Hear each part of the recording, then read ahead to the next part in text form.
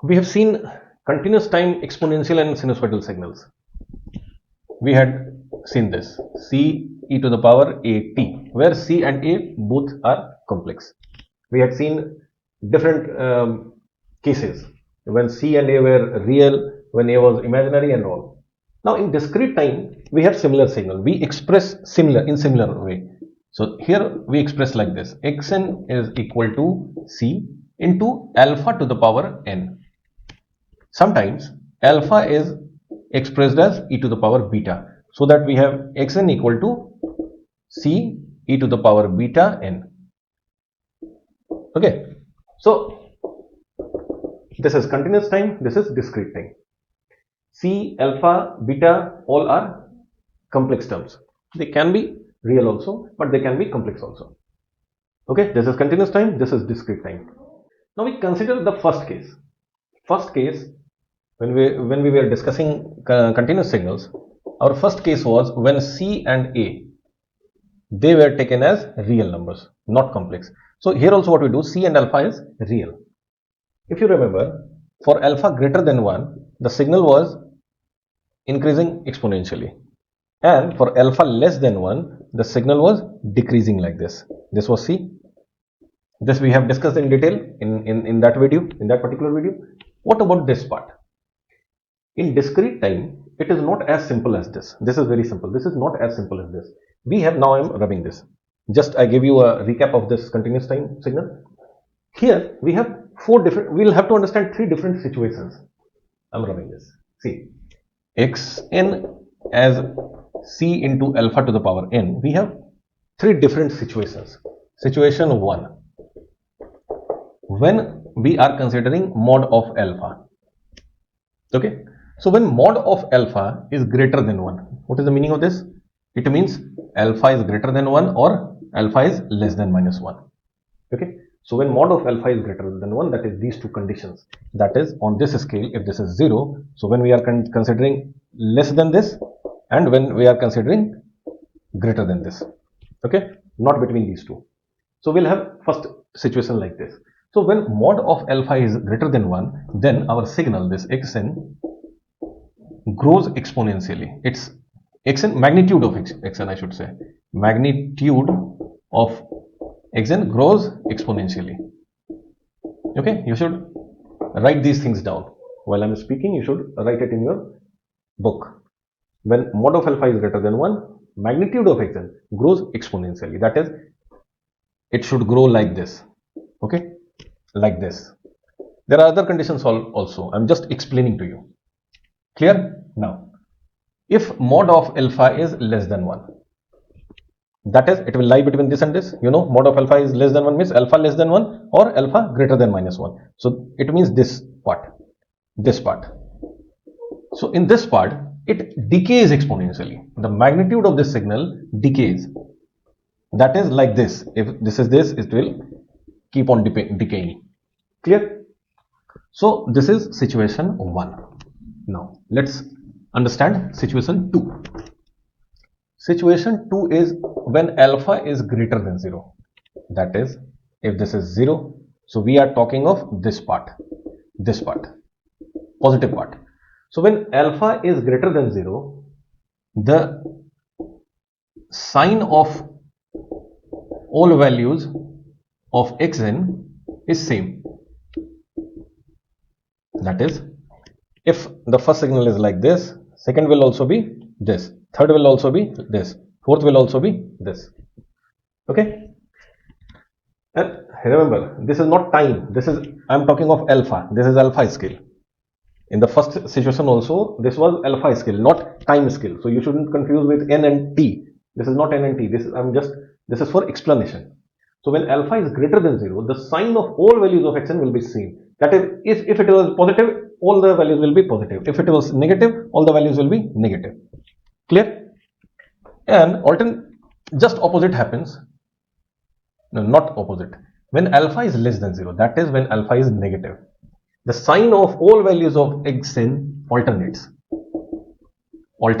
That is, when this is n scale, if this is first value, second will be this, then again third, fourth, fifth, sixth, seventh, eighth.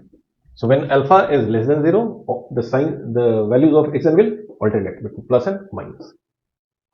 If it was greater than 0, first case, if it was greater than 0 on n, if this was positive, all will be positive. If it was negative, all will be negative. Okay. So this is situation 2. Now situation 3. 3 is when alpha is equal to 1. When alpha is equal to 1, xn will be a constant. It depends on c only. So it will be, if c is positive, it will be positive. Sorry, not increasing. If this is n, first signal is c, second is also c, third is also c. So this is a constant. But if alpha is equal to minus 1, that is minus 1 to the power n, then and at n equal to 0, if this is 0, it will be c. At n equal to 1, it will be minus c. At n equal to 2, plus c. At n equal to minus 3, minus c. So it alternates if alpha is equal to minus 1. So we saw three situations. First was when we consider with respect to mod of alpha greater than or less than 1. Second was alpha greater than or less than 0. We have 4 different situations based on when mod of alpha is greater than 1 or less than 1. Second, when alpha is greater than 0 or less than 0. And third, when alpha is equal to 1 or minus 1. So based on this, we have different situations. So first is when alpha is greater than 1. Here, this is also true and this is also true. According to this, it grows exponentially. And according to this, the signal has same sign. So if it is like this, let's say this is n and we are talking of this is 0, this is 1. So if it is greater than this and our first signal is 1, let's say this one, then it will grow exponentially like this, exponential growth.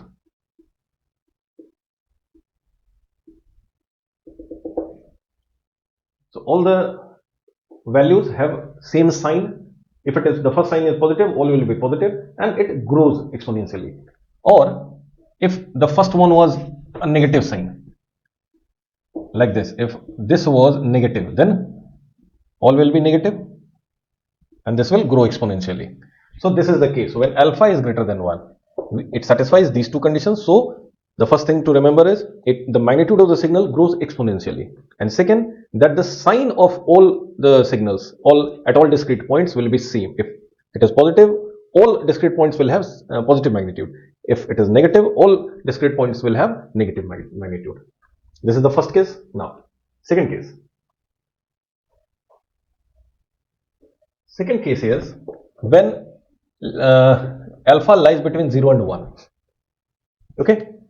Now, mod of alpha greater than 1, then it grows exponentially. But this condition is when mod of alpha is less than 1. This means when alpha lies between 0 and 1, then mod of alpha is less than 1.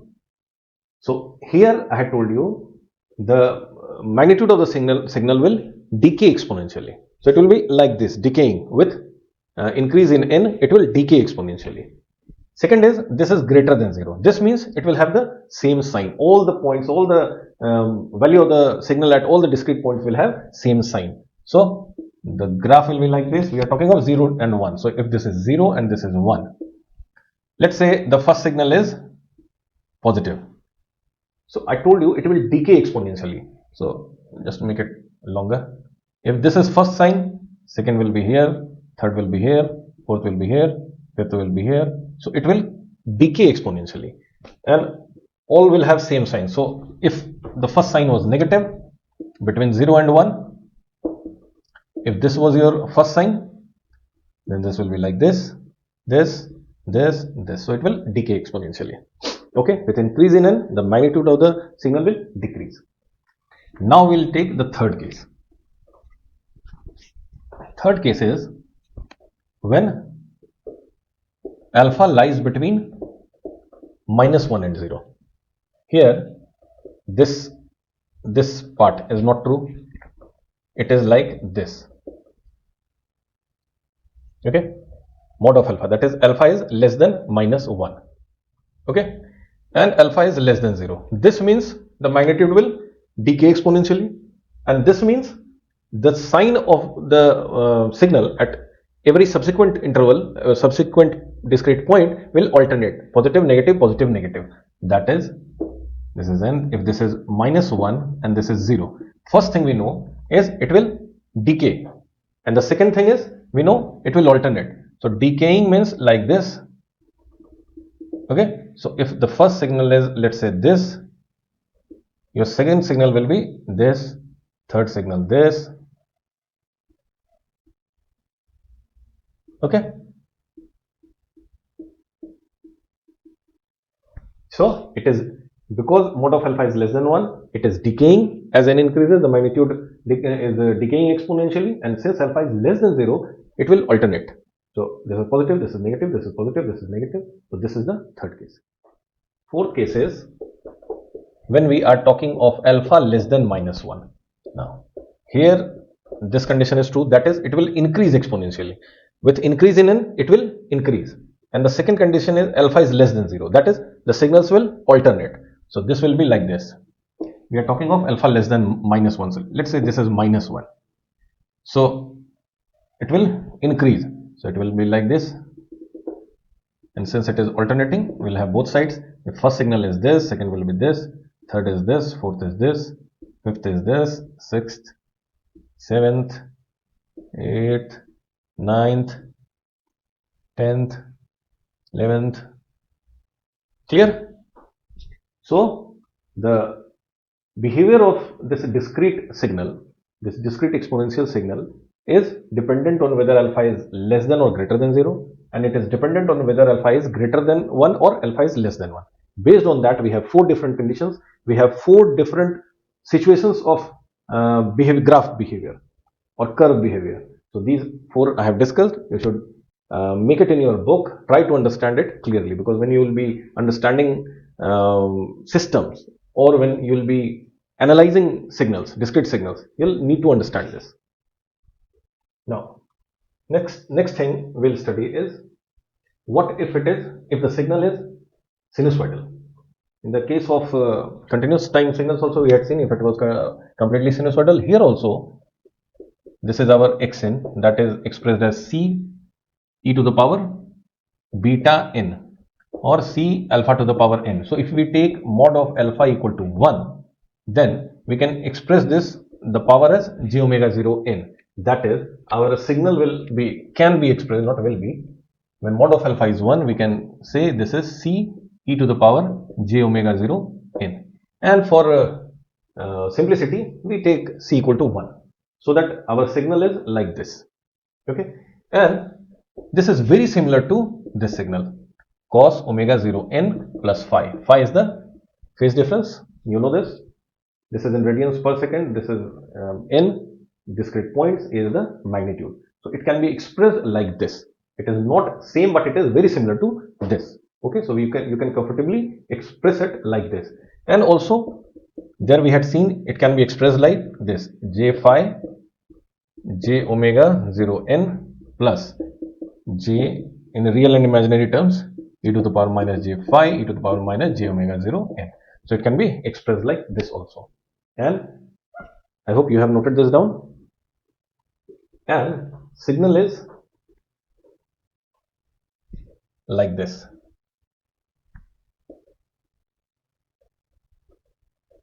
See, you know, sinusoidal signals, continuous time like this. So discrete time will be like this. Later on, we'll analyze more signals and we'll see how to understand its periodicity. So for the timing, it is like this. Okay, and you know energy and power. So in one cycle, the energy will be from n equal to 0 to n e j omega 0 n square. This is 1. So it comes to 1. So energy in one cycle is 1. This means average power per cycle is constant, but energy in whole signal, where we have infinite n, will be infinite. That is, the whole signal will have infinite energy, but one unit will have, in one time period, will have one unit of energy, the energy will be unity only, and power, that is the average power, will be constant, finite. Clear? As we did in continuous time. So we'll understand periodicity and then we'll get deeper into this. First of all, let's understand what if both C and alpha are complex. So finally, let's understand the general form. We know this is alpha, xn is, we express it like C alpha to the power n. What if both of these are complex, C and alpha? Let's say C is expressed like this, E C mod of C into j theta, j theta, and we express alpha as mod of alpha into e to the power j omega 0. So both are complex. Okay, then what? How can we express this signal? So when both are complex, we can express this signal as mod of C into mod of alpha to the power n into, you remember, cos omega 0 n plus theta. So the real part will be omega 0 n plus theta and imaginary part will be this, sine omega 0 n plus.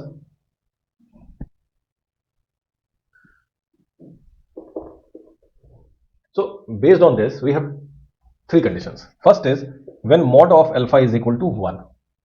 When this is 1, the real part and the imaginary part both are sinusoidals. So the signal will be like this. So like this. This is discrete, so it will be like this. The envelope will be sinusoidal. Okay. So for mod of alpha equal to 1, this is the situation. Both the real and imaginary parts are sinusoidal. Now, second part, when mod of alpha is greater than 1. If this is greater than 1, then this means we have sinusoidal signals multiplied by growing exponential. That is, we'll have signal like this.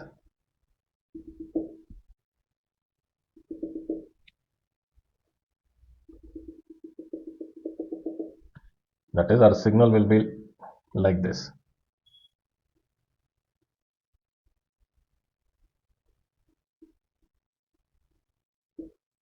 They are sinusoidal but multiplied by growing exponential. Okay. This is when mod of alpha is greater than 1. And third case, when mod of alpha is less than 1. Mod of alpha is less than 1. Now, again they are sinusoidal but multiplied by decaying exponential. So signal will be like this.